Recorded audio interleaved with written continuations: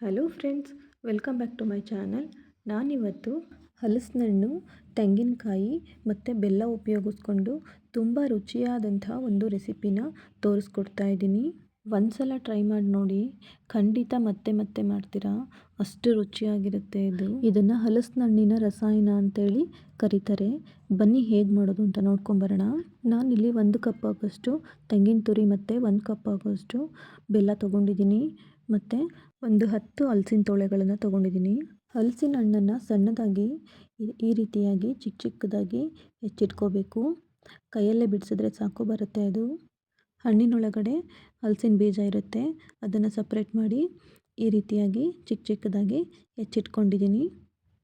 ಇವಾಗ ಇದಕ್ಕೆ ಬೆಲ್ಲ ಮತ್ತು ತುರಿದಿಟ್ಟಿರೋ ಕಾಯಿ ತುರಿನ ಸೇರಿಸಿ ಮಿಕ್ಸ್ ಮಾಡಿದ್ರೆ ರೆಡಿ ಆಯಿತು. ನೀವು ಇಷ್ಟಪಡೋ ಹಾಗಿದ್ದರೆ ಇದಕ್ಕೆ ಜೇನುತುಪ್ಪ ಮತ್ತು ಡ್ರೈ ಫ್ರೂಟ್ಸನ್ನು ಕೂಡ ಆ್ಯಡ್ ಮಾಡ್ಕೋಬೋದು ಮತ್ತು ಬೆಲ್ಲದ ಬದಲಾಗಿ ಸಕ್ಕರೆ ಕೂಡ ಸೇರಿಸ್ಕೋಬಹುದು. ನೋಡಿದ್ರಲ್ಲ ಫ್ರೆಂಡ್ಸ್, ನಾನು ಮಾಡಿರೋಂಥ ಈ ರೆಸಿಪಿ ನಿಮಗೆಲ್ಲ ತುಂಬ ಇಷ್ಟ ಆಗಿದೆ ಅಂತ ಅನ್ಕೋತೀನಿ. ಇಷ್ಟ ಆಗಿದರೆ ಖಂಡಿತ ನೀವು ಕೂಡ ಟ್ರೈ ಮಾಡಿ. ಹಾಗೆ ಲೈಕ್ ಮಾಡಿ, ಶೇರ್ ಮಾಡಿ, ಕಾಮೆಂಟ್ ಮಾಡಿ. KP ರೆಸಿಪೀಸ್ ಚಾನಲ್ನ ಸಬ್ಸ್ಕ್ರೈಬ್ ಮಾಡ್ಕೊಳ್ಳಿ. ಈ ವಿಡಿಯೋ ನೋಡಿದ್ದಕ್ಕಾಗಿ ಎಲ್ಲರಿಗೂ ಧನ್ಯವಾದಗಳು.